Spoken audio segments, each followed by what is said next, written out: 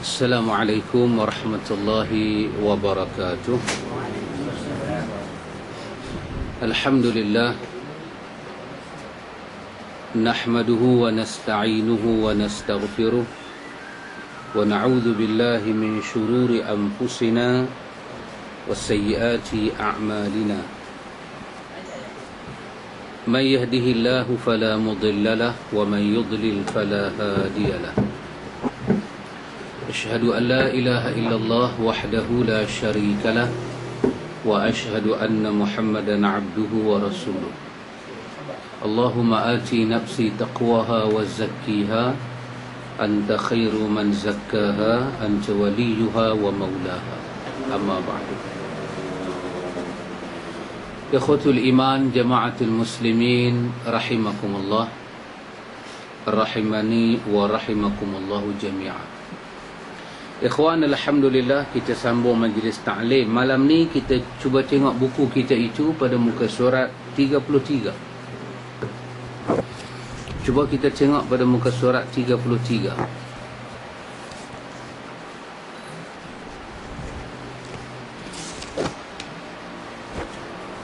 Iaitu keutamaan manhaj Ahlus Sunnah wal Jamaah. Ni saya ambil Pak Long punya. Saya gagal Pak Long punya. Pak Long cari tak ada, saya gagal Pak Long punya.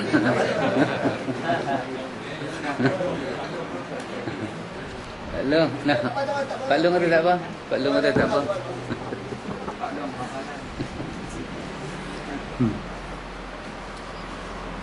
Satu tajuk yang agak menarik dan perlu kita tahu, iaitu tidak diragukan lagi bahawa manhaj salaf. Baik, kalau kita kata salaf, kita maksud di sini siapa dia, ikhwan? Iaitu salafus salih. Salaf yang paling awal adalah Nabi SAW, kemudian para sahabat, kemudian para tabi'in. Ini salaf kita. Ini kita panggil salafuna. Ini salaf kita. Bila kita kata salafus salih, kita merujuk mereka ini. Mengikut salaf bermakna mengikut Nabi, para sahabat dan orang-orang yang mengikut para sahabat. Ini daripada ayat 100 surah Taubah.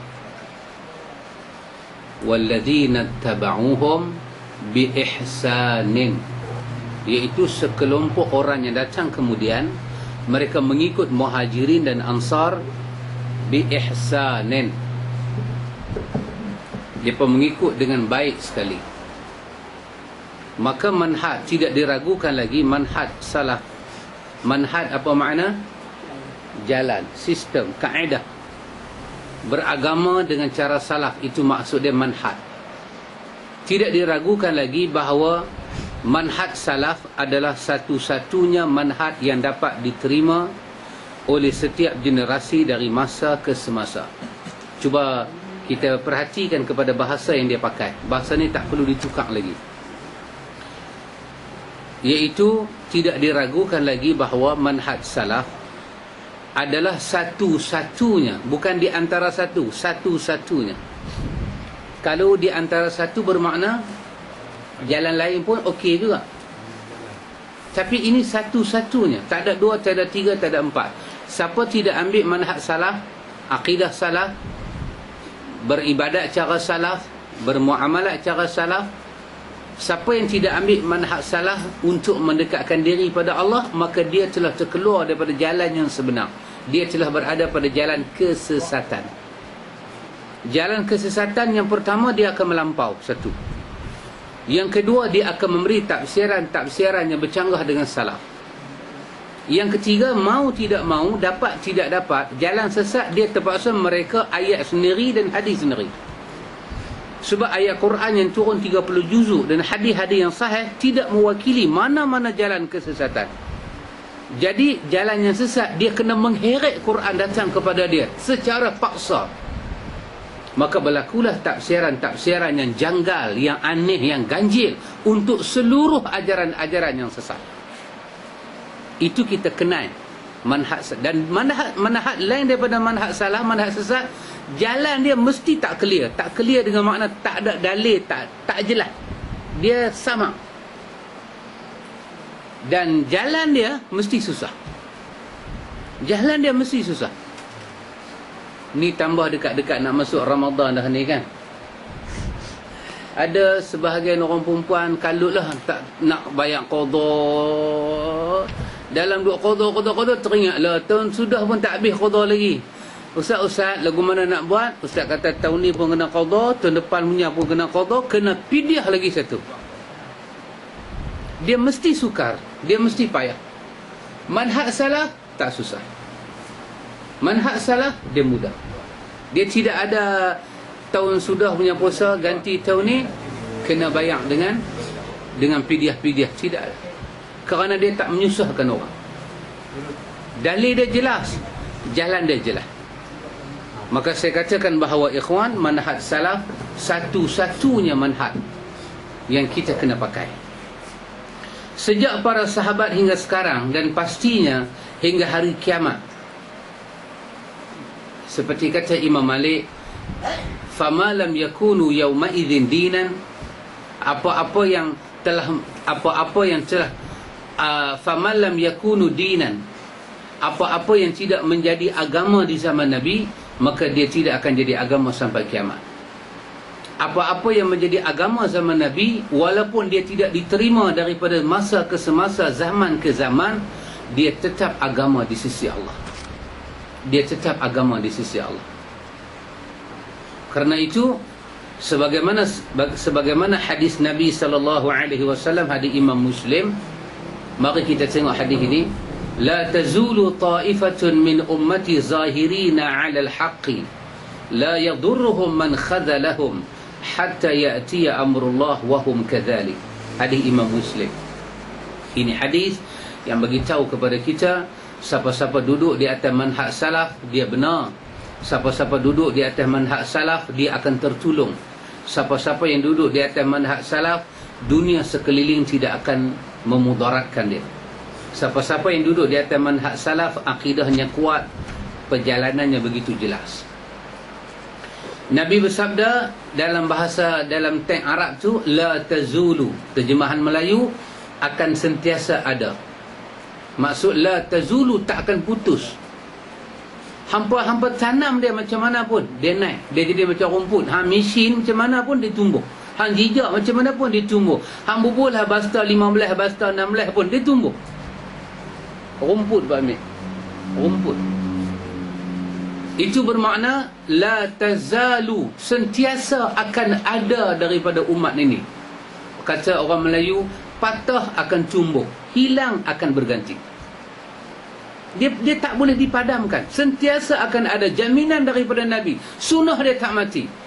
Jaminan ini ikhwan memeningkan ahli bid'ah. Syaitan bila dengar hadis ini menjerit dia.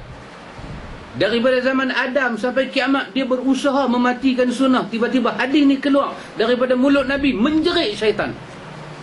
Jaminan daripada kekasih Allah pasti diradai oleh Allah. Apa jaminan Nabi? La tazalu, sekali-kali Nabi kata tidak akan pupus golongan ini. Ta'ifatun min ummati, segolongan daripada umat aku. Nabi mengiktiraf mereka umat Nabi. Sentiasa akan ada segolongan, bukan semua, segolongan. Yang kata gharib kan, dalam hadis lain dikatakan gharib, mereka ni pelik. Sentiasa akan ada daripada umat, sentiasa akan ada segolongan daripada umat aku. Nabi mengiktiraf mereka ini taifah ni min ummati, umat Nabi. Zahirina 'alal haqqi, sentiasa menzahirkan, berada di atas kebenaran. Mereka akan zahirkan diri mereka, pakaian mereka, wajah mereka, akidah mereka, ibadah mereka di atas hak. Hak apa ikhwan? Quran dan sunnah adalah hak. Cara sahabat adalah hak. Mereka sentiasa nak zahirkan mereka ke situ. La yadurruhum man khadhalahum. Terjemahan dia, orang yang memusuhi mereka tidak akan membahayakan mereka. Tapi kalau lihat kepada teks Arab tu, la yadurruhum, sekali-kali Nabi kata tidak ada yang boleh memudaratkan akidah mereka. Man khadhalahum, oleh orang yang khadhalahum, orang nak hina mereka, nak sakiti mereka, nak buat mereka, boleh hina, boleh buat, boleh tuduh, tapi tidak akan menggoyahkan akidah mereka. hatta ya'tiya amrullah, demikianlah akan seperti itu hingga datang urusan Allah. Hatta, sehinggalah, bila orang tengok mereka ni sentiasa dengan Quran, dengan sunnah, dengan sahabat, Quran, sunnah, sahabat, mereka nak rojok ke situ, sentiasalah mereka macam tu. Wahum kazalik, macam itulah mereka. Kalau ada orang tengok kami meluatlah tengok mereka ni, kami dah tak lalu tengoklah mereka ni macam mana kita nak bagi hilang di atas muka bumi. Nabi habaq satu aja, hatta ya'tiya amrullah. Yang boleh membinasakan mereka hanya Allah sahaja, tak ada makhluk lain. Jadi soalan dia timbul, adakah Allah akan membinasakan kalam dia? Adakah Allah akan membinasakan sunnah Nabi dia? Allah akan binasakan langit dan bumi, tetapi Quran dan sunnah tidak binasa. Allah akan binasakan langit dan bumi di atas nama kiamat. Yauma yakunun nasu, apa jadi? Yauma yakunun nasu, pada hari manusia. Pada hari manusia tu saja akan lingkup. فَإِذَا نُفِخَ فِي السُّورِ فَصَعِقَ مَنْ فِي الْأَرْضِ. Bila ditiup sangkakala yang pertama, apa sahaja yang ada di muka bumi semuanya hancur. Apa yang ada di muka bumi semuanya hancur. Tapi Quran dan sunnah tidak akan hancur. Illa man syaa Allah, kecuali ada benda tak hancur, Quran dan sunnah tidak akan hancur. Jibril akan mati, Mikail akan mati, Israfil akan mati, gunung ganang dah tak ada dah, semua dah tak ada dah, Quran dan sunnah akan ada. Wahum kadzalik, macam itulah keadaan mereka. Yang boleh merosakkan mereka siapa dia? Hatta ya'tiya amrullah, hanya Allah. Dua benda saja boleh merosakkan mereka dengan urusan Allah. Yang pertama dengan kiamat. Bila kata kiamat, habis semua manusia mati, matilah. Tapi akidah mereka tak mati, mereka akan bawa balik bertemu Allah. Yang kedua, kalau tak berlaku kiamat, Allah mematikan jasad-jasad mereka. Barulah musuh mereka tak payah tengok dah muka mereka. Selagi ini tidak jadi, mereka sakit ke, mereka uzur ke, mereka dibuang negeri ke, hang simpanlah dalam penjara tanah pun, tanah itu akan mencipta, kita panggil center of sunnah underground. Ini berlaku kepada para sahabat, ini berlaku kepada para salih, ini berlaku kepada pejuang-pejuang sunnah. Ibn Taymiyah nak digantung, apa dia kata? InsyaAllah aku syahid. Kerana aku tak berjuang apa? Aku bukan berjuang periuk nasi, aku berjuang sunnah Rasulullah. Macam mana aku tak syahid? Syahidlah aku. Kalau mereka tangkap aku bawa dalam penjara, aku kira itu satu rehat. Setiap deraan yang mereka buat di tengah belakang aku, kesemuanya itu dianggap sebagai sedekah, seperti tasbih, seperti takbir, seperti tahmid. Kenapa mereka buat aku? Kerana sunnah, bukan aku curi harta mereka. Kalau mereka buang negeri aku anggap itu sebagai satu, jauhlah, sebagai satu pelancongan. Aku boleh menikmati hidup di negeri orang. Sedangkan Allah berfirman, siru fil ardi, lihatlah kamu kebesaran bumi yang telah Allah jadikan. Siapa nak dapat jiwa yang sebesar ini, ikhwan? Dalam sunnah dia ada benda ni. Dalam sunnah dia ada. Baik, ikhwatul iman, hadis ini ikhwan menjadi suatu dalil sunnah tidak akan mati di atas muka bumi ini. Hadis ini jadi dalil apa ikhwan? Sunnah tidak akan mati di atas muka bumi. Walaupun dominan dia adalah bid'ah, sunnah tidak akan mati. Ini satu khabar yang sangat tidak senang kepada syaitan dan ahli-ahli bid'ah. Sebab ahli bid'ah sentiasa nak menghancurkan sunnah dengan dia merosakkan pembawa-pembawa sunnah. Macam mana nak jauhkan orang dengan sunnah? Bagi pembawa-pembawa sunnah ni korang. Bila pembawa sunnah korang, penerang sunnah korang, maka masyarakat tidak akan dapat penjelasan tentang sunnah.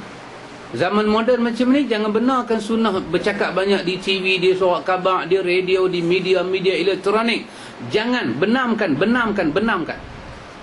Ajak masyarakat mendengar pasal agama, jangan tanya dia punya sumber-sumber dia.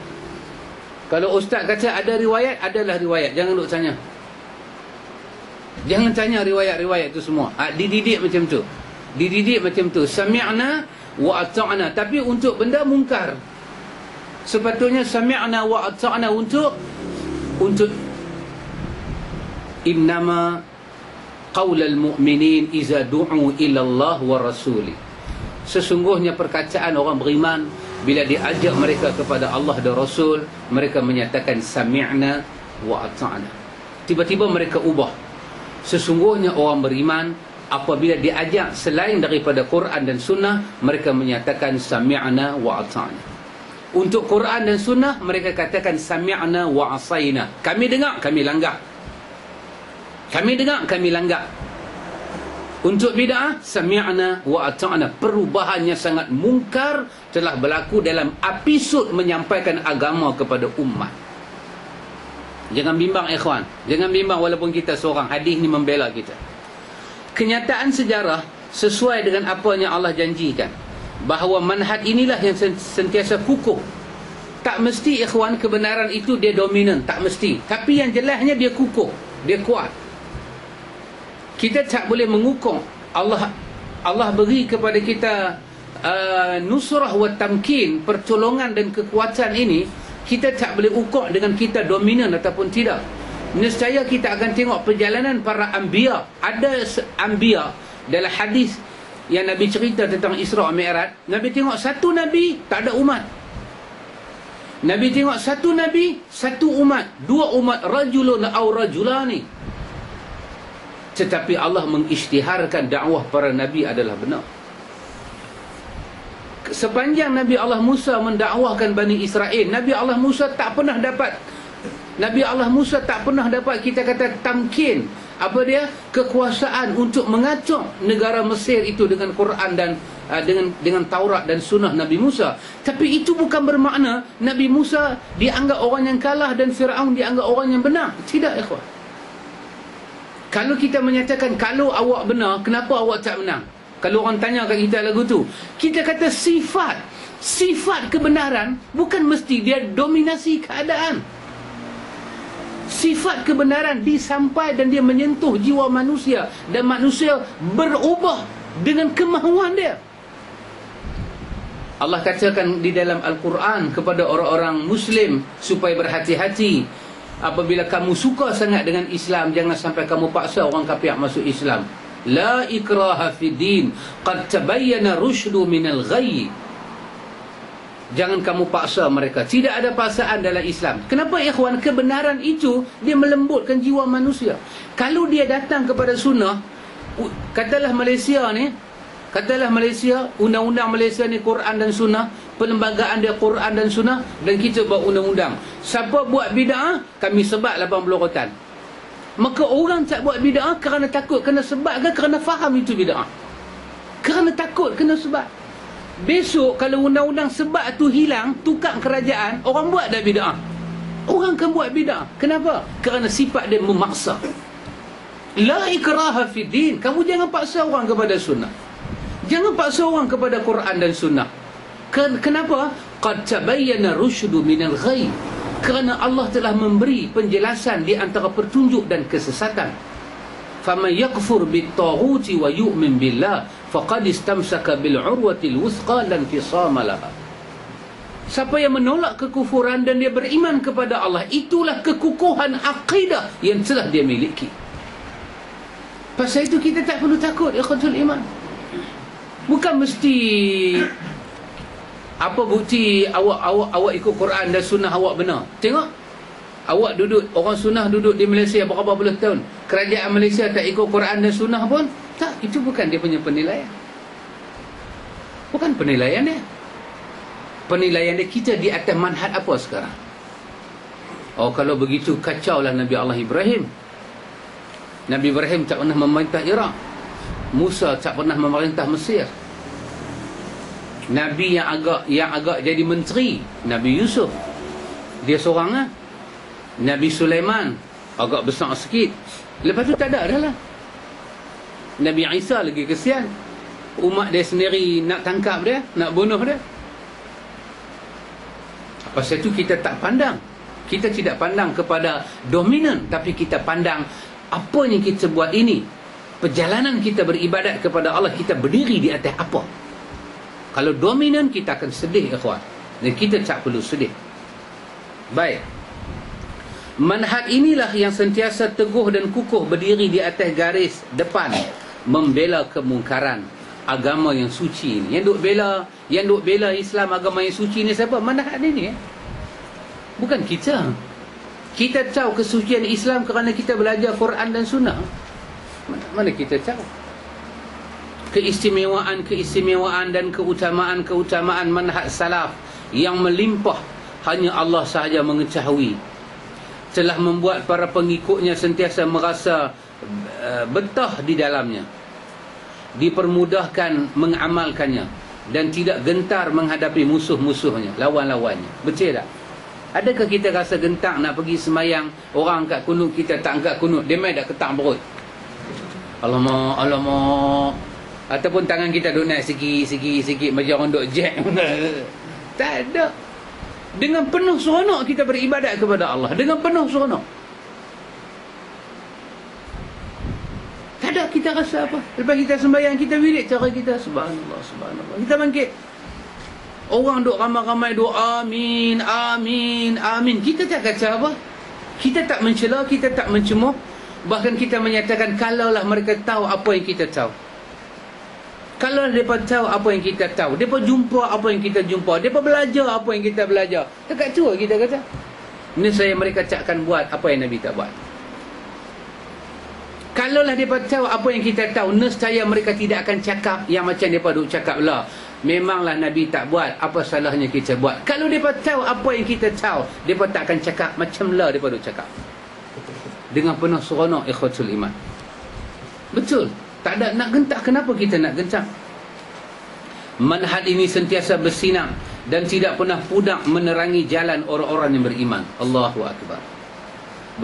Berbagai masalah, bagaimanapun rumitnya, selalu sahaja dapat digali dengan akurat, disebabkan penggunaan dalil yang selalu dikembalikan kepada petunjuk-petunjuk Allah dan sunnah yang sahih, yang terjaga kesahihannya dan kevalidannya. Apa tu? Valid apa? Nilai dah. Laku. Oh, laku. Dia punya valid nah. Oh, dahsyat, ha? Orang putih, kesahan dia. Besar. Valid dia.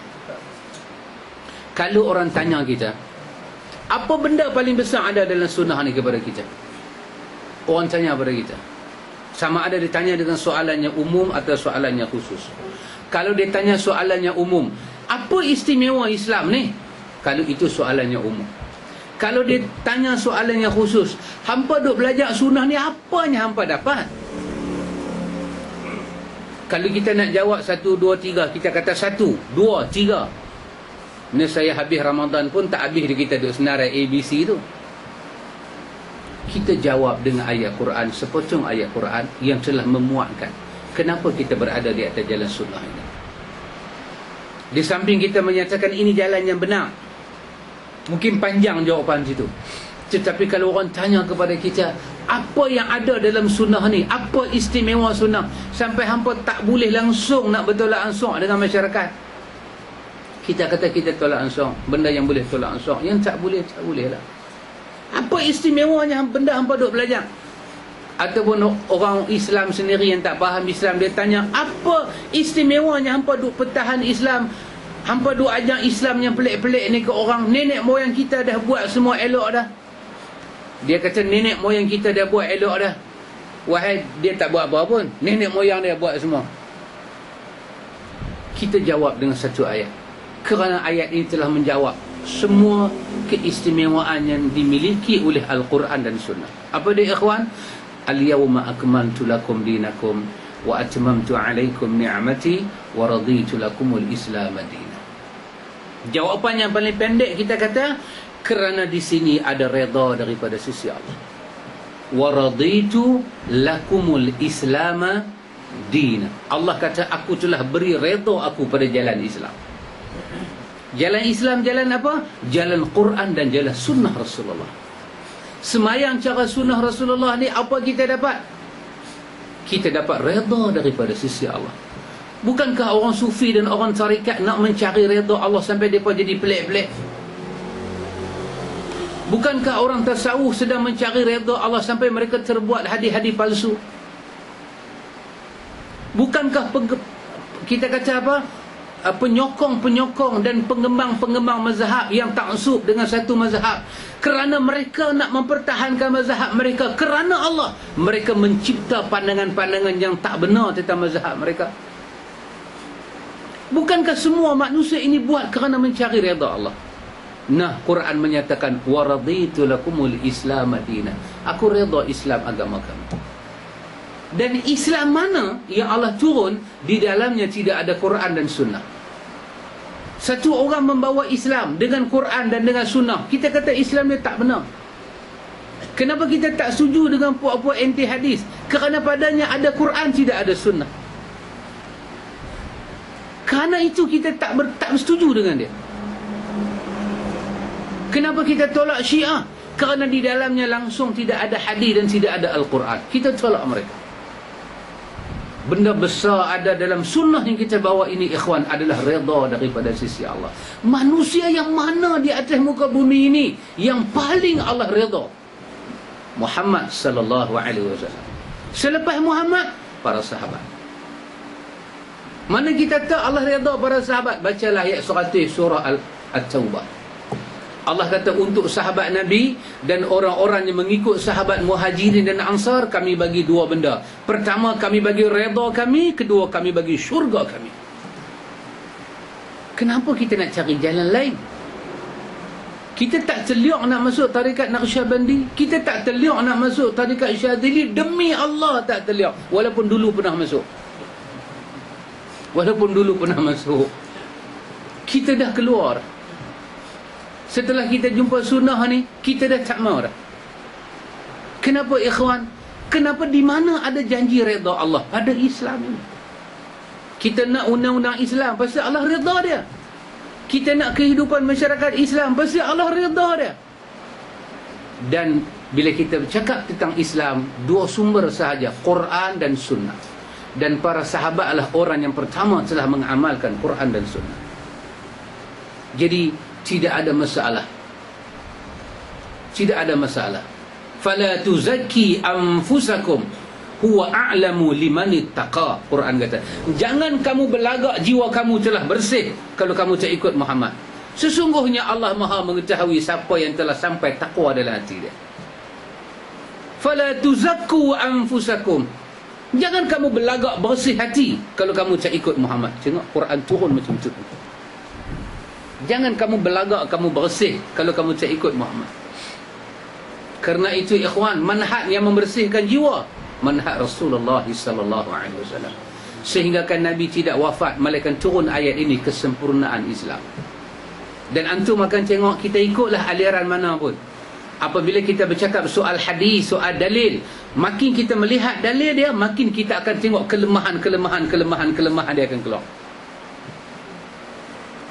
Maka kita pun keluarlah daripada apa-apa yang lemah dan kita mencari apa-apa yang kuat di sisi Allah. Baik, ikhwatul iman. Dia kata, disebabkan penggunaan dalil yang selalu dikembalikan kepada petunjuk Al-Quran dan Sunnah. Apa istimewa kita, ikhwan? Tak ada istimewa apa.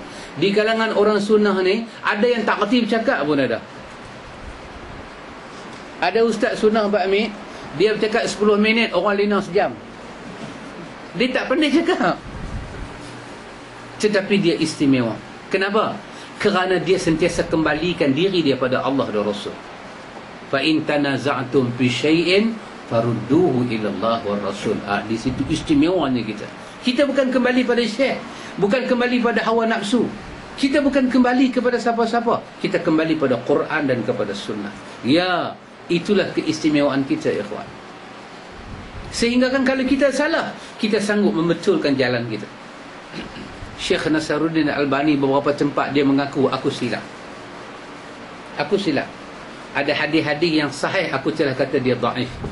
Tetapi sebelum dia mati, Allah mencelakkan dia. Dan dia boleh buat pengakuan, ikhwan.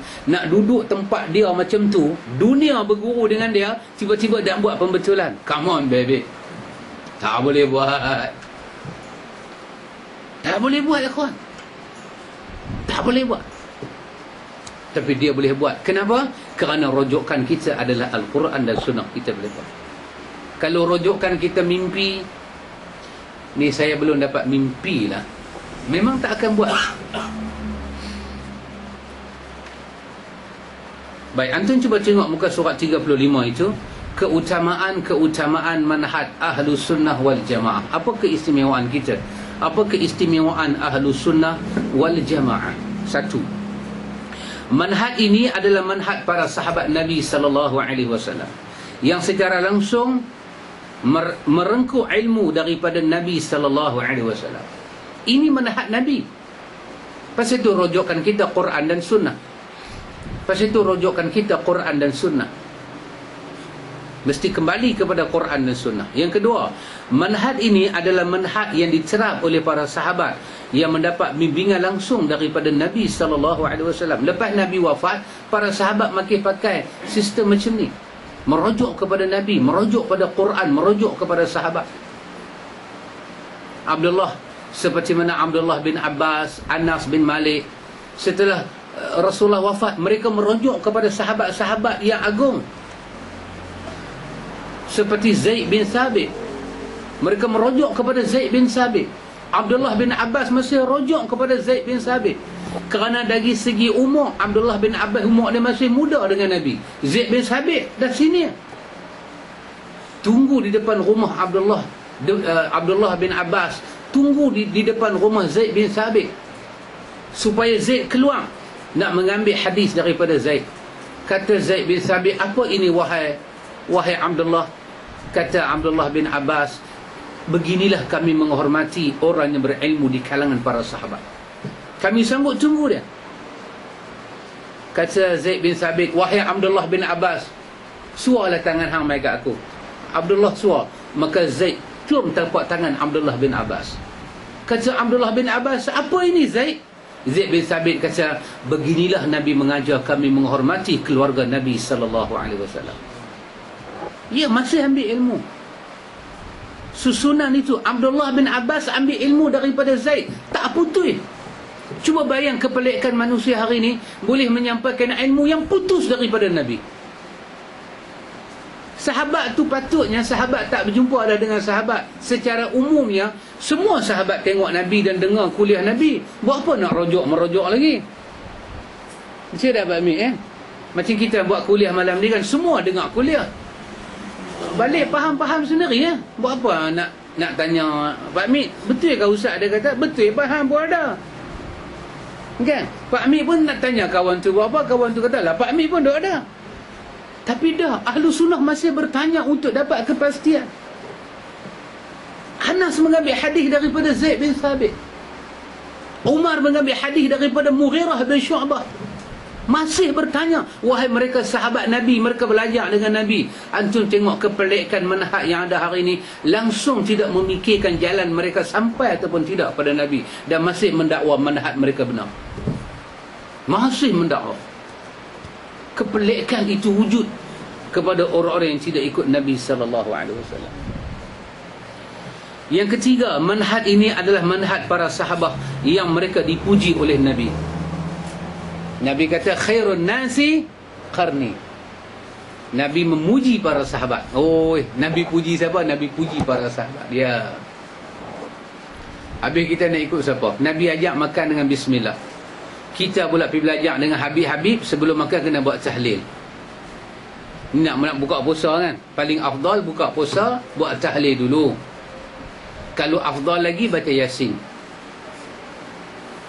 Yang paling afdal buka puasa, makan kurma, minum air, pi semayang. Lepas tu jangan menterkedarah apa dah. Kalau pi makan juga, ini semua hubbud dunia. Semua ni sayang dunia punya orang. Habis kalau lapar, sabar tu nama dia penyucian jiwa. Sedangkan Nabi pula ajak macam mana? Kalau dah makanan dihidang orang bang isyak, makanlah sikit baru pergi sembahyang isyak. Manhaj yang pelik mereka ajak. Dia suruh kita tinggal manhaj Rasul. Manhaj Rasul tidak bercanggah dengan kesihatan, tidak bercanggah dengan alam. Bahkan alam mungkin berdusta, sunnah tidak akan berdusta. Kajian alam mungkin berdusta, demi Allah sunnah tidak akan berdusta. Ya ikhwatul iman, sangat pelik manusia ini. Mereka dipuji oleh Allah dan Rasul. Keempat, manhaj ini manhaj para sahabat, di mana juga Allah dan Rasul memerintahkan kita yang datang setelah mereka untuk mengikuti jejak langkah mereka. Ya Allah suruh umat kemudian mengikut para sahabat. Nanti kita akan tengok ayat dia. Kelima, manhaj ini adalah manhaj di mana Allah Ta'ala menjanjikan pahala yang besar bagi orang-orang yang mengikutnya. Kita beragama dengan cara begini adalah cara di mana Allah janjikan pahala yang besar. May yuti'illaha wa rasulahu faqad faza fawzan azima. Sesiapa yang mentaati Allah dan Rasul, Allah akan beri pada dia ganjaran yang cukup besar di hari akhirat. Inilah juga manhaj Allah janji kebenaran dan hidayah. Wa may ya'tasim billah faqad hudiya ila siratim mustaqim. Sesiapa yang berpegang dengan tali Allah, maka dia telah ditunjuk ke jalan yang sangat lurus. Firman Allah Ta'ala, ini ayat yang saya sebutkan tadi, ayat 100 daripada surah Taubah, janjikan syurga dan redha Allah untuk para sahabat dan untuk orang yang mengikut jejak langkah para sahabat. Firman Allah, was-sabiquna al-awwaluna minal muhajirin wal ansar والذين اتبعوهم بإحسان رضي الله عنهم ورضوا عنه وأعد لهم جنات تجري تحتها الأنهار خالدين فيها أبدا ذلك الفوز العظيم. Cuba tengok ayat dia. Orang-orang yang terdahulu lagi yang pertama-tama masuk Islam, iaitu dari golongan muhajirin dan ansar. Nisbah zaman Nabi, muhajirin adalah orang yang mula dapat Islam, kemudian barulah ansar. Di kalangan muhajirin pula bahagi dua, ada yang awal masuk Islam, ada yang last minute masuk Islam, ada. Maka Allah kata orang yang awal-awal masuk Islam daripada muhajirin, daripada ansar, dan orang-orang yang mengikuti mereka dengan baik, orang-orang yang datang kemudian mengikut muhajirin dan ansar, Allah redha kepada mereka dan mereka pun redha kepada Allah. Allah menyediakan bagi mereka syurga-syurga yang mengalir sungai-sungai di dalamnya selama-lamanya. Mereka kekal di dalamnya. Itulah kemenangan yang sangat besar. Apa ada dalam ayat ni? Syahid ataupun dalil. Dalam ayat ni ada suatu kesaksian daripada Allah. Apa dia? Was-sabiquna al-awwaluna minal muhajirin wal ansar. Ini adalah para sahabat. Ini adalah para sahabat. Allah menyebut muhajirin dan ansar. Jadi macam mana kita nak tolak para sahabat? Allah sebut akidah mereka, ibadah mereka. Macam mana hari ni kita minta orang hari ni satu saja. Kalau dia nak pertahan juga tahlil, dia nak pertahan juga talqin hati kubur macam lah, kita minta satu je. Cuba bukti sahabat mana buat macam ni. Cukup dah. Walaupun riwayat itu dhaif pun tak apa, buat mai.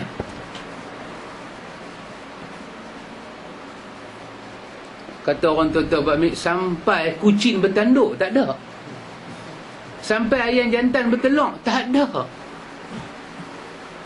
Sedangkan Quran menyebut kedudukan para sahabat. Selepas itu, antum tengok. Lepas Allah sebut para sahabat, diikuti dengan ayat radhiyallahu anhum wa radu anhu. Pi balik, two way, bukan one way. Apa dia? Allah redha mereka dan mereka pun redha Allah. Allahu akbar.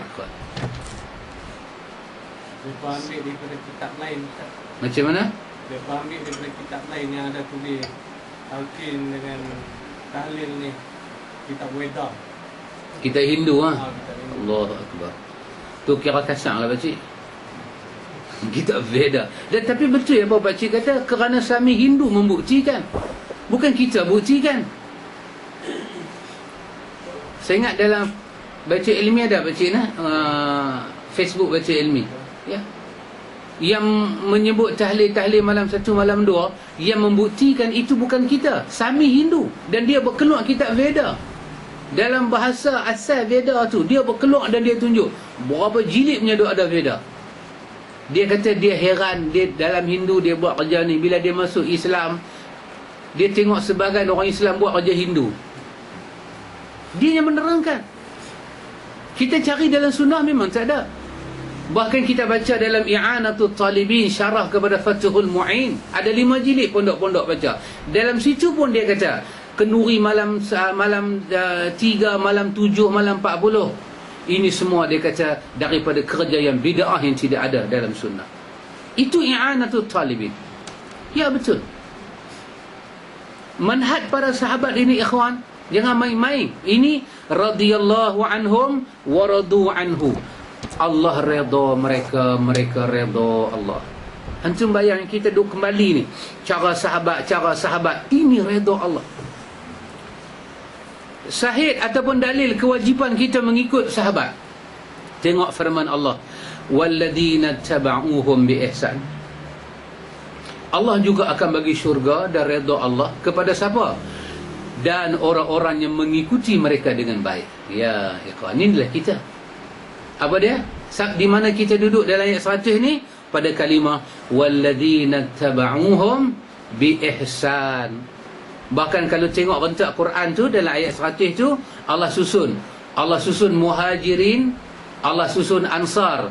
Lepas tu Allah susun orang yang mengikut muhajirin dan ansar biihsan, dengan baik.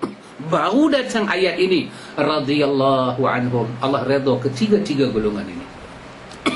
Dan biasanya waradu anhu. Tiga golongan ini juga redha kepada Allah. Kita redha sistem ibadat macam ni.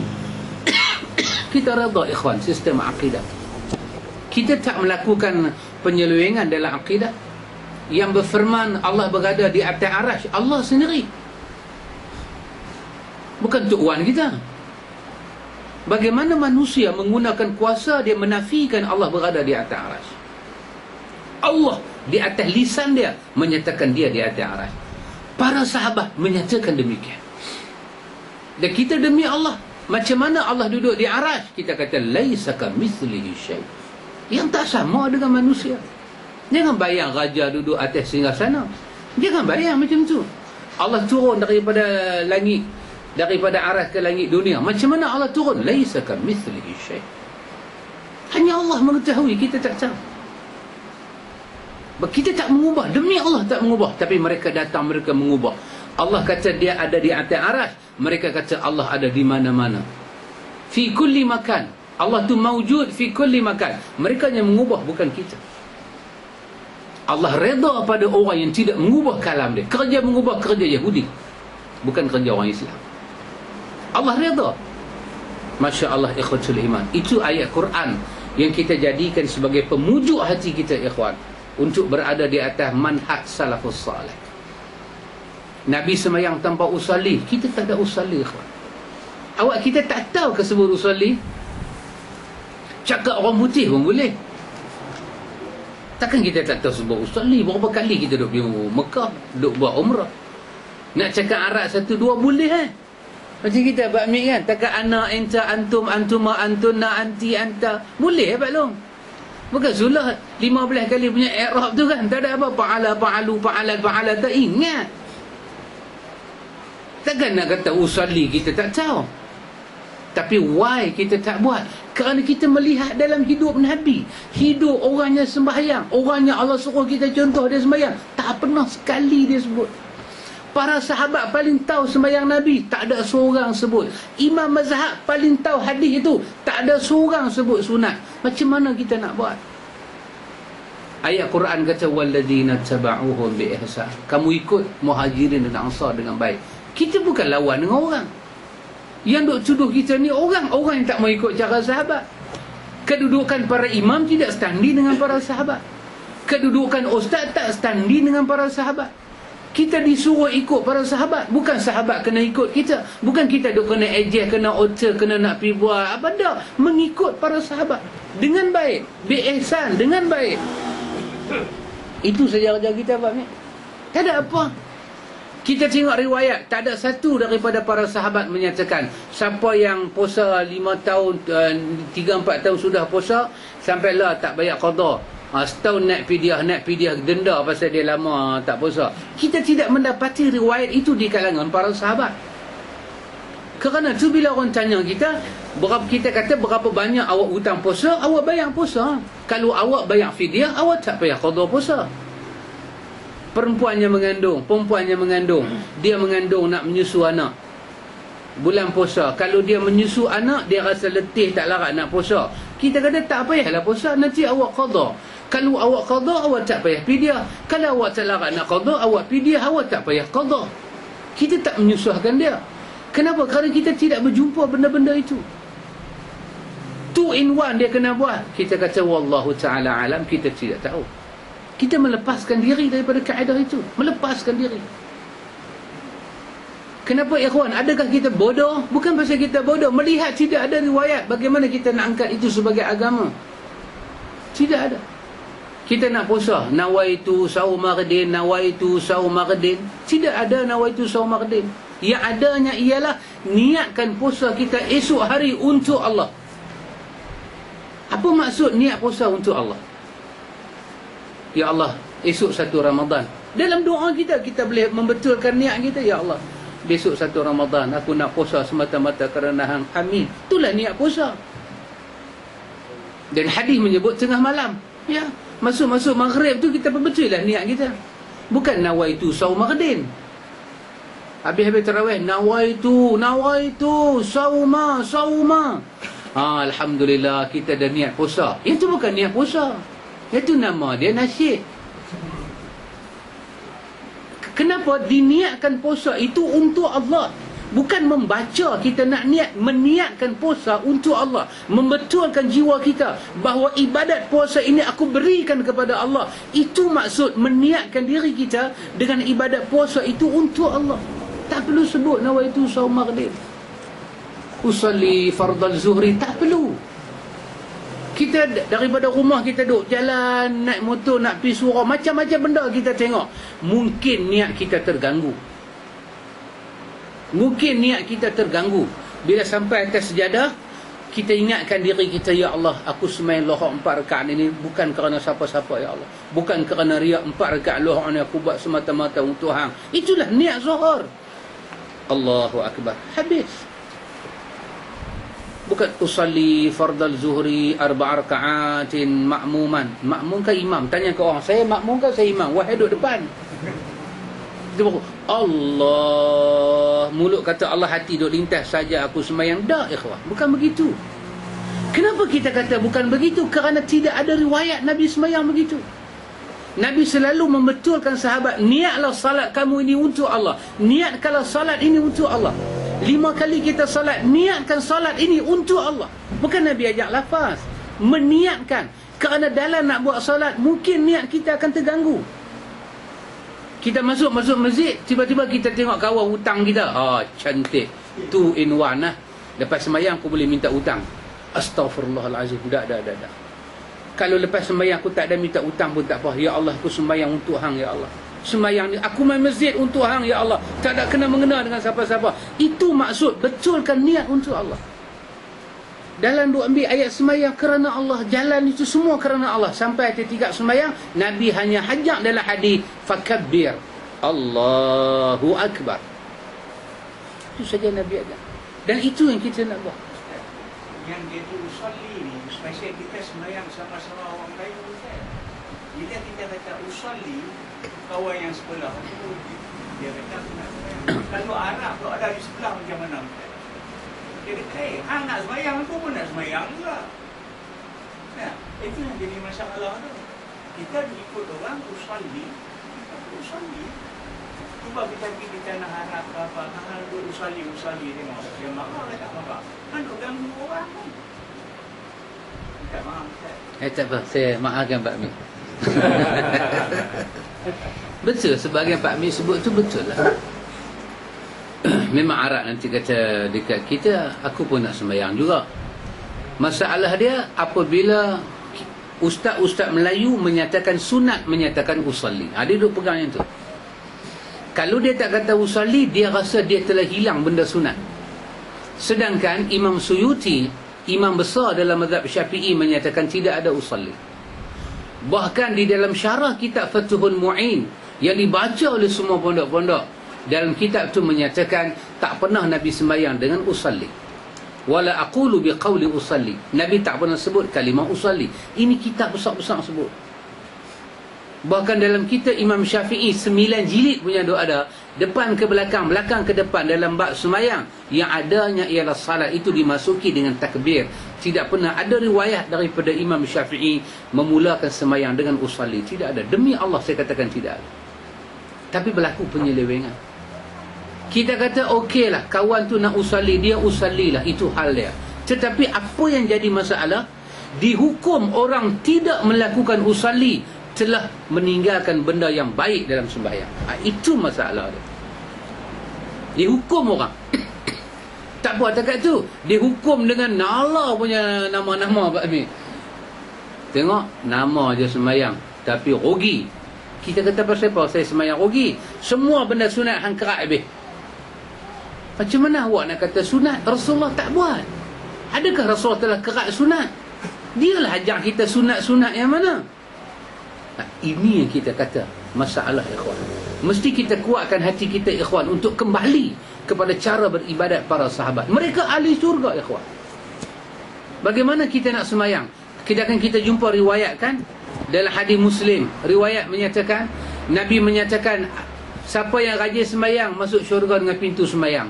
Siapa yang rajin sedekah masuk syurga dengan pintu sedekah. Siapa yang rajin jihad masuk syurga dengan pintu jihad. Siapa yang rajin puasa masuk daripada pintu puasa Ar-Rayyan. Abu Bakar tanya, ya Rasulullah, tak ada akah orang yang semua pintu dia boleh masuk? Artinya tiap-tiap pintu welcome kat dia. Nabi kata, wa arju an takuna minhum. Nabi kata, wahai Abu Bakar, semoga orang itu adalah engkau, wahai Abu Bakar. Nabi kata, wa arju, aku harap sangat-sangat orang tu adalah hang. Artinya Abu Bakar ni punya hebat, ikhwan. Demi Allah, dia beribadat apa pun, dia sampai di hari akhirat, pintu syurga terbuka untuk dia. Maka marilah kita lihat bagaimana dia salat. Demi Allah, dia salat tanpa usalli. Demi Allah, dia masuk puasa Ramadan tanpa nawaitu saum maghrib. Demi Allah, dia adalah orang yang ambil uduk nak pergi semayang, dan dia sentuh isteri dia, dan dia tak ulang balik uduk tu, kerana di sisi Abu Bakar tidak batal. Mereka telah masuk syurga dengan pakej ini, ikhwan. Tiba-tiba kita nak masuk syurga macam Abu Bakar, kita nak ikut jalan dia. Orang kata pada kita, tengok, lagu ni nak masuk syurga, usalli pun tak ada. Kita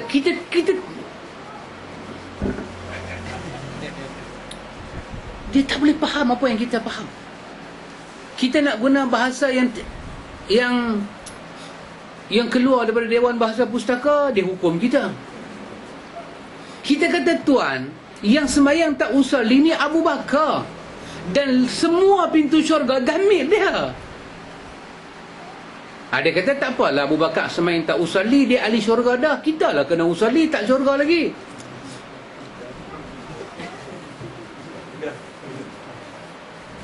Kat ni kita kata lebih, dia marah, makan sibuk babi ke? Dia marah kita. Dia tak boleh faham apa kita cakap. Cadbury tak. Istilah lah ni tangan kata sibuk babi. Cadbury. Oh, Cadbury. Dia semua Jamil punya utah. Cadbury. Masya Allah, ikhwatul iman. Demi Allah, kita tak menyelisih para ulama. Demi Allah, ulama adalah waris Nabi.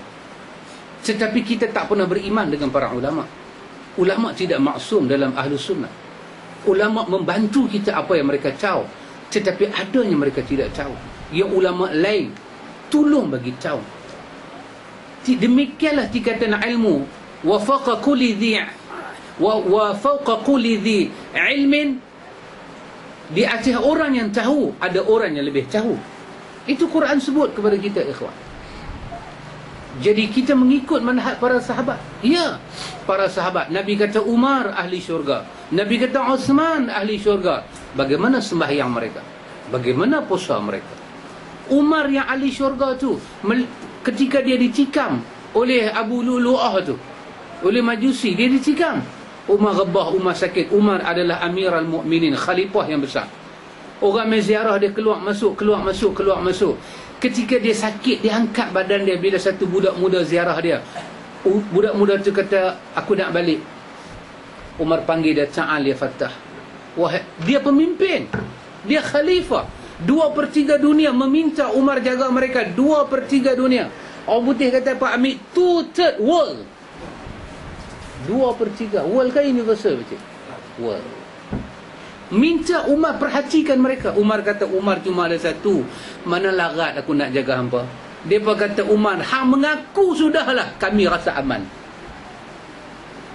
Umar panggil maisak budak muda, irfa' izarak fa inna Allah la yuhibbul makhila. Hai budak muda, aku tengok jubah kamu labuh, angkat sikit, kerana Allah tak suka orang yang sombong. Jubah yang angkat sikit lebih membersihkan pakaian kamu dan lebih sesuai dengan sunnah Nabi kamu. Umar Al-Khattab, tu dia jaga sunnah. Orang ni kita suruh ikut dan kita pakai jubah singkat, pakai kain singkat. Bukan singkat sampai jadi macam banjir tengah jalan. Dah, cuma tak tutup mata kaki, tak merambu. Mereka kata, tengok puak-puak pakai jubah singkat, ahli syurga yang pakai jubah singkat tu. Subhanallah ikhwan. Demikianlah, kerana siri penerangan sunnah ini tidak berjalan dengan baik, tidak diterangkan dengan baik, sehingga sebahagian umat Muhammad memusuhi sunnah Nabi dia sendiri. Sebahagian daripada umat Nabi, subhanallah, subhanallah. Saya teringat perkataan Ustaz Husin Yi. Baru ni saya ceramah dengan Ustaz Husin Yi. Saya teringat perkataan dia. Apa Ustaz Husin Yi sebut dalam dia punya ceramah? Dia kata, kita jangan menafikan orang-orang yang melampau ini sayang Nabi. Mereka sayang Nabi. Mereka sayang Nabi. Betul Pak Long? Mereka sayang Nabi. Cuma mereka sayang Nabi lebih daripada bini Nabi sayang Nabi. Itu saja. Cuma mereka sayang Nabi lebih daripada sahabat sayang Nabi. Itu saja. Kita sayang Nabi, kita nak sayang macam mana Nabi ajak kita sayang Nabi. Lebih tak, korang tak. Itulah beza kita dengan mereka. Kita nak duduk hak tu aja. Mereka lebih, mereka sayang Nabi. Cuma mereka sayang Nabi lebih daripada Aisyah. Mungkin besok di hari akhirat, Aisyah pun nak tengok muka mereka. Aisyah kata, mana dia umat Muhammad yang sayang Muhammad lebih daripada aku? Mungkin. Mungkin besok Abu Bakar pun nak tengok juga. Siapa dia yang sayang Nabi ni, sampai benda Nabi tak bagi buat pun dia nak buat. Aku nak tengok muka mereka. Mungkin. Kita sebagai Ahlus Sunnah, kita tahu satu, wajib kita sayang Nabi. Tapi kita juga tahu satu benda, kekuatan kita nak sayang Nabi lebih kuat lagi isteri Nabi sayang Nabi. Kekuatan kita sayang Nabi lebih kuat lagi sahabat sayang Nabi.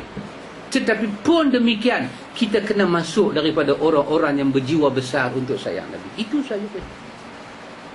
Inilah manhaj yang kita duduk di atas dia, ikhwatul iman. Kita tak akan keluar daripada manhaj ini, ikhwan. Cuba antum tengok pada muka surat 38 itu. Antum tengok, sedangkan dalil yang paling besar bagi yang mengikuti dan bagi yang diikuti, dalil yang paling besar, para sahabat ikut Nabi ahli syurga, kita ikut para sahabat kita ahli syurga. Dalil yang paling besar adalah pada perkataan Allah, wa a'adda lahum jannatin. Tengok, Allah sebut muhajirin, Allah sebut ansar. Kenapa Allah muliakan muhajirin? Pasal muhajirin mereka berhijrah semata-mata untuk Allah dan Rasul. Betul tak, Mek? Ansar menyambut Nabi dan para sahabat semata-mata kerana Allah dan Rasul. Orang yang kemudian datang mengikuti jejak langkah muhajirin dan ansar, mereka juga kerana beriman pada Allah dan Rasul. Maka Allah katakan kepada tiga kumpulan ini, wa a'adda lahum. Allah kata, aku janji untuk mereka itu jannatin, syurga aku bagi ke mereka. Ikhwan, sampai ke sini kita boleh sebab, kita boleh menangis tengah malam. Tetapi sebahagian sufi dan tarekat, Allah tutup hati dia untuk faham dalam ayat ni. Ada orang sufi pakcik tak kahwin. Pasal apa pakcik? Pasal nak masuk syurga. Ini urusan dunia. Dia kacau, dia tak kahwin. Dia sanggup. Kenapa? Dia tak mau. Orang tawar anak orang kat dia, dia kata saya tak mau duduk berdunia ni semua. Semua ni kacau akhirat saya. Jalan siapa dia ambil? Ada orang lebih teruk daripada tu pakcik. Apa dia buat? Dia kata, saya menega cara Rasulullah. Beli model, jual model. Model RM3, jual pun RM3. Saya tak ada untung, semua cara Rasulullah. Lagu ni punya buta perut dengan bangang pun, dia kata cara Rasulullah menega. Kenapa dia buat lagu tu? Dia nak cari redha Allah. Mereka baca Quran macam kita baca Quran, demi Allah ikhwan. Tetapi apa yang Quran sebut, aqfaluha, Allah ada benda yang Allah tutup bagi mata hati tak nampak. Allah kata wa a'adda lahum jannatin, Allah beri kepada mereka ini lahum, kepada muhajirin, kepada ansar, kepada orang yang ikut muhajirin dan ansar, Allah bagi apa? Jannatin, syurga.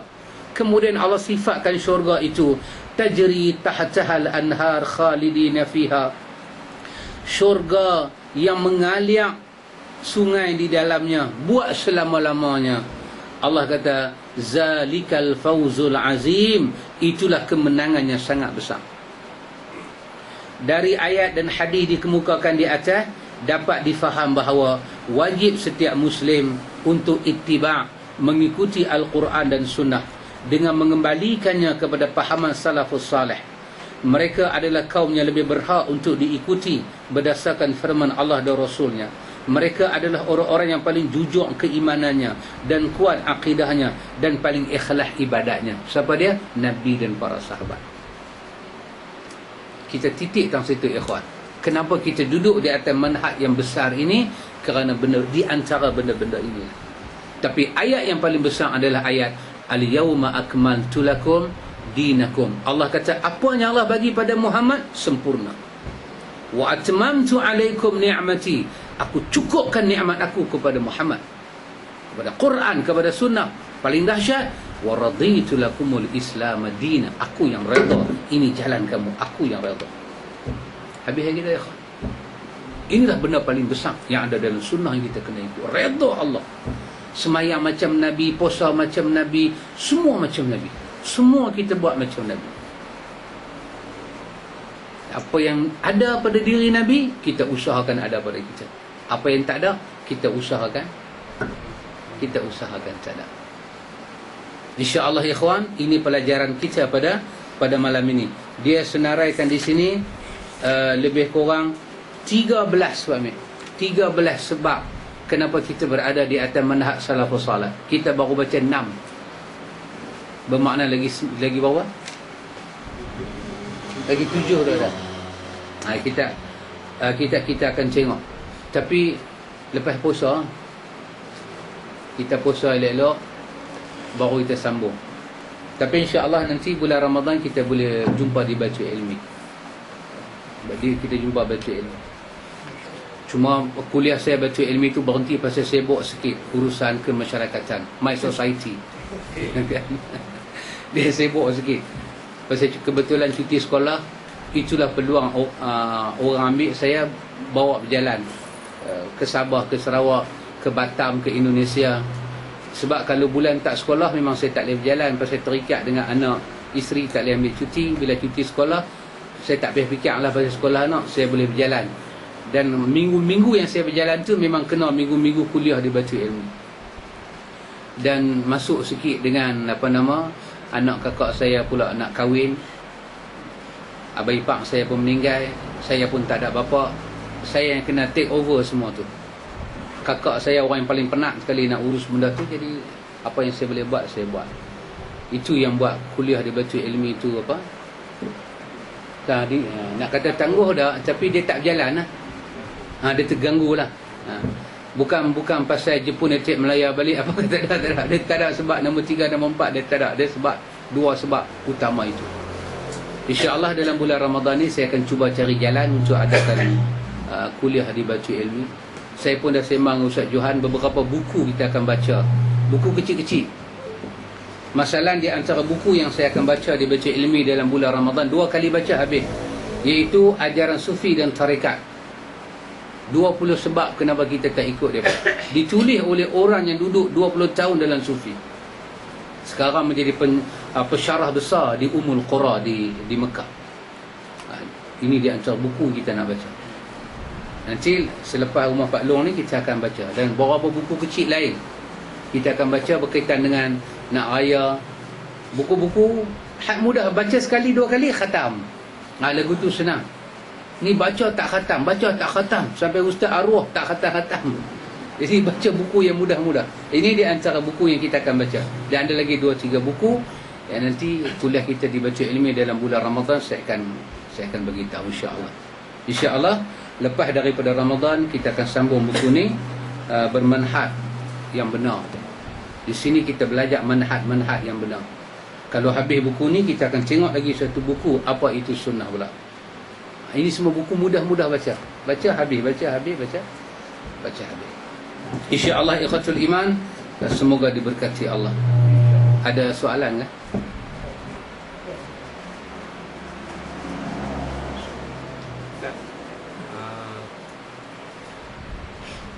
Tadi saya dapat WhatsApp pasal tulang babi.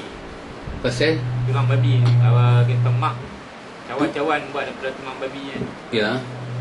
Macam mana kita punya ada tahu lah hukum kan.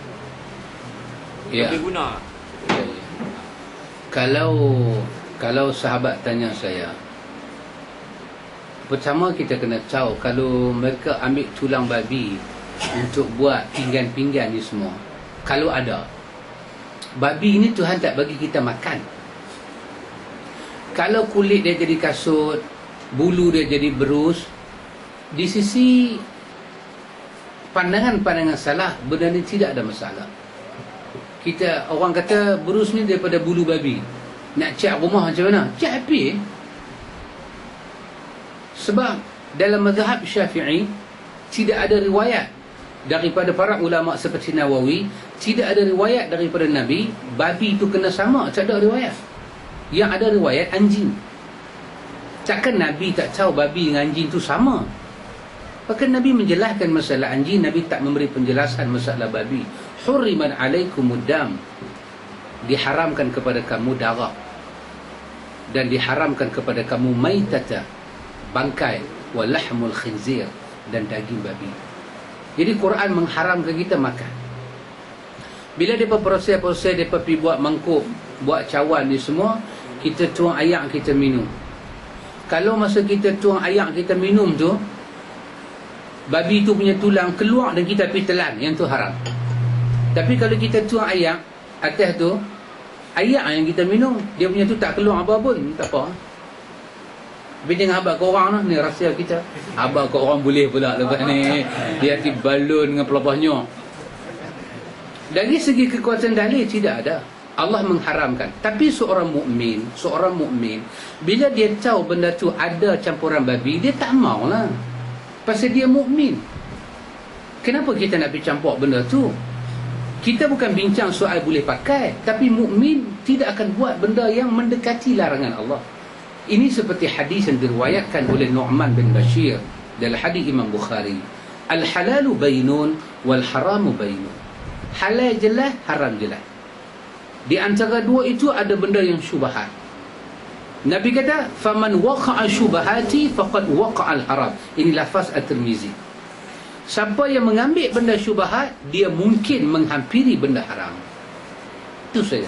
Siapa yang menjauhi benda syubhat, orang kata piring macam ni ada campur lemak babi, babi-babi semua ni lah kan, orang campur. Baik, kita mengambil sikap menjauhi, tak mau pakai piring tu. Bukan pasal boleh tak boleh, tapi kita nak menjauhi benda ni, benda larangan Allah. Kita mengambil sikap menjauhi. Dalam hadis tu Nabi kata apa? Istabra'a li dinihi wa irdihi. Nabi kata maruah dia dan agama dia makin terpelihara. Warak kita tu nampak, orang tak boleh cerca kita. Tapi kalau kita ambil juga, dari segi hukum tak salah kita ambil. Bukan kita makan, ada kita pergi gigit piring, kurang, tak ada. Kita nak letak benda atas dia. Kita ni orang Islam, boleh tak kita makan mi Cina? Boleh. Pasal al-halalu bainun wal haramu bainun. Haram jelas, halal jelas. Mi tu masuk halal kan masuk haram? Halal lah. Kita makan lah. Kita beli, kita kata tekeh, kicap lebih sikit, dia goreng. Cina tu bagi tahu kat kita, ini kuali yang tadi ada goreng rebus pendek. Dia bang, kita kata tak apa, rebus pendek ke rebus tinggi tak apa, you basuh-basuh, you pakai juga itu kuali ni, ini kicap kita bawa mai daripada rumah, tekan juga you punya tangan, ayak tangan you sedap. Dia goreng mi kita bawa mai, tahu kita bawa mai, toge kita bawa mai, sayur kita bawa mai, cuma pakai kuali dia aja goreng pasal ayak tangan dia sedap. Bolehlah kita makan. Tapi kalau orang tengok, apa jadi kat maruah kita? Maruah kita mula terancam. Inilah maksud Nabi. Siapa menjauhi benda syubhat, maka dia mungkin terselamat maruah dia dan agama dia. Jadi mukmin, orang beritahu ini kasut ni ada kulit babi, tak belilah kita. Apa nak beli? Apa manfaat dia untuk kita? Tetapi untuk menghukum tak boleh pakai kasut kulit babi, tak boleh pasal tak ada riwayat. Cuma kita meninggalkan itu pasal apa? Pasal warak kita di sisi Allah. Itu saja. Warak kita di sisi Allah. Itu kita tinggal. Bruce, nak ayah ni kita cak rumah. Anak-anak kita kan baru kecil duk buat color di sekolah. Ui apa bapak hang beli buru babi. Kalau kita tak beli, orang tak cerca anak kita. Kalau kita beli, sekolah akan pelekeh anak kita, maruah anak kita jatuh. Inilah maksud Nabi. Faman waqa'a syubhat faqad waqa'al haram. Siapa menjauhi benda ni, lebih baik untuk masyarakat dia. Tapi untuk hukum benda tu tak boleh. Tak boleh pasal hukum memerlukan dalil. Mana dalil dia? Tak ada dalil, tak boleh hukum. Allah tak bagi kita makan babi, kita terus makan lah. Tapi babi kena sama ke? Babi tak kena sama. Babi, Imam Nawawi sendiri menolak pandangan Imam Syafi'i dalam Al-Majmu'. Nawawi kata, walaupun Syafi'i kata babi kena sama dengan 7 ayat tu, 1 ayat tanah, 6 ayat mutlak, Nawawi kata sebenarnya dalil Syafi'i itu tidak kuat. Nawawi sebut dalil Syafi'i tidak kuat. Dia ulama Syafi'i.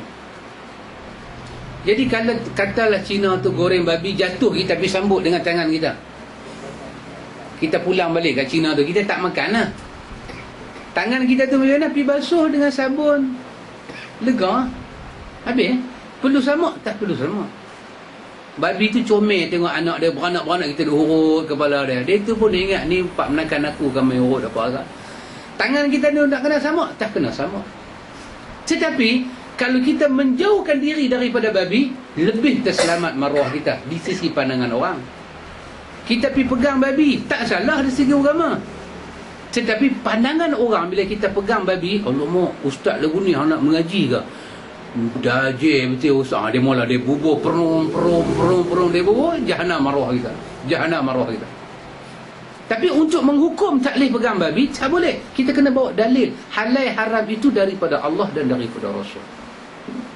Sahabat boleh faham tak maksud saya? Begitu maksud saya. Wallahu a'lam. Ya sahabat, insya-Allah sahabat. Saya baru baik ni kan. Sebenarnya saya ikut macam tak lama dalam hidup ni. Saya nak tanya tak apa pandangan tentang dia ada satu buku. Dia ni penjelasan ulama.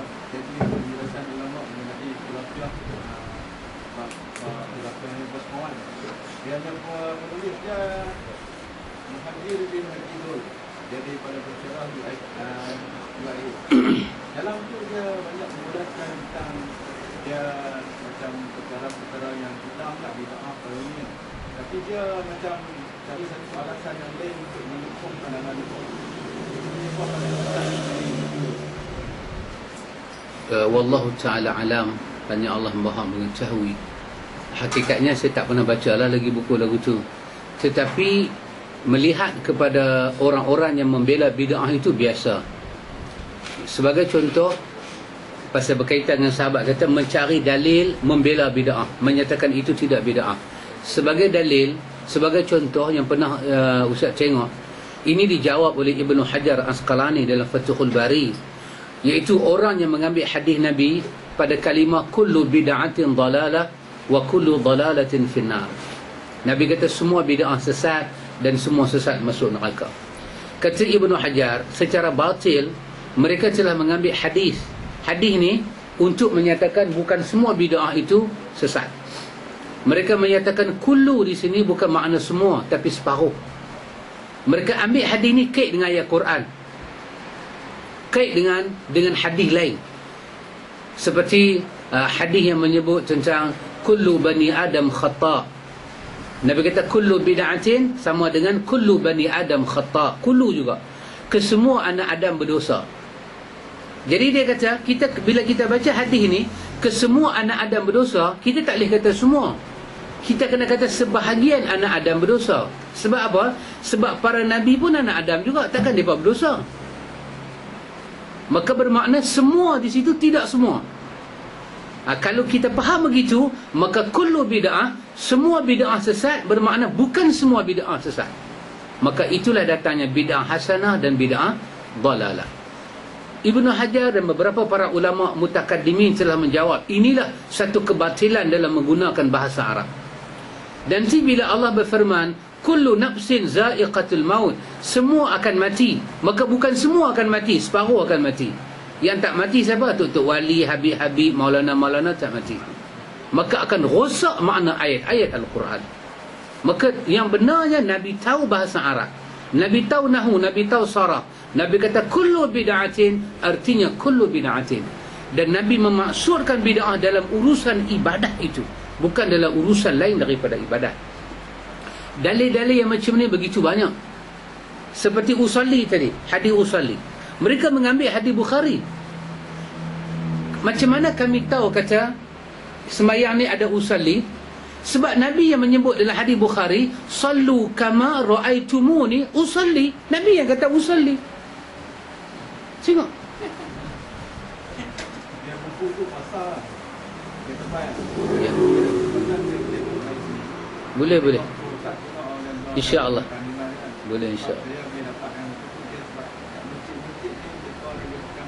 Allahu Akbar. Diwajibkan tu ya. Saya biasa pergi Sulepa. Dia Sulepa wajib beli. Dia beli. Masjid lah.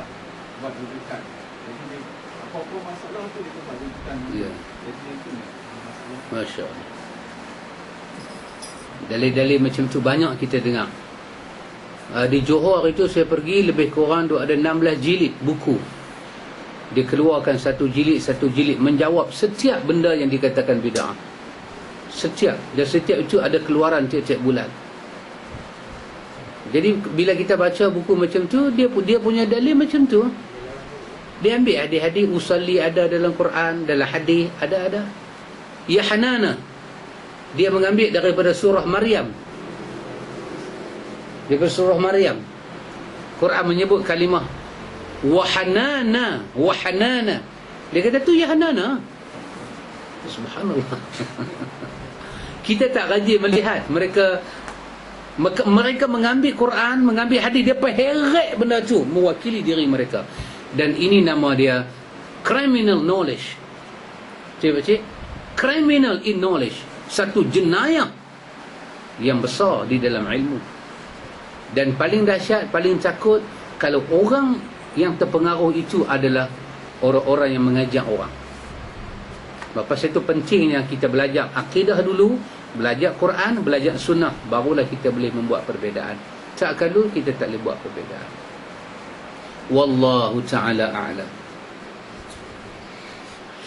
InsyaAllah ikhwan, semoga wa ila liqa' ba'da Ramadan, kita jumpa selepas daripada Ramadan. Kita puasa dengan baik, kita puasa cara sunnah Nabi, kita tegakkan qiyamul Ramadan. Orang tanya kita nak pergi mana ni? Hang tak semen tarawih tahun ni? Kita kata tak, tahun ni saya tak buat tarawih. Habis hang buat apa? Qiyamul Ramadan. Dia kata main pula dah. Main pula dah, tarawih tak ada. Kita kata sama lah, tarawih lah, tapi Nabi panggil qiyam Ramadan. Dalam hadis Bukhari, man qama Ramadana, sesiapa yang qiyam dalam bulan Ramadan. Jadi kita mengajak masyarakat buat benda tu. Kita ajak masyarakat buat benda tu semua supaya Allah menerima amal kita dunia sampai akhirat, insya-Allah ikhwan. Subhanakallahumma wa bihamdika asyhadu an la ilaha illa anta astaghfiruka wa atubu ilaik. Allahumma rabbana atina min ladunka rahmah wa hayyi lana min amrina rashada. Wassallallahu ala nabi Muhammad walhamdulillahi rabbil alamin.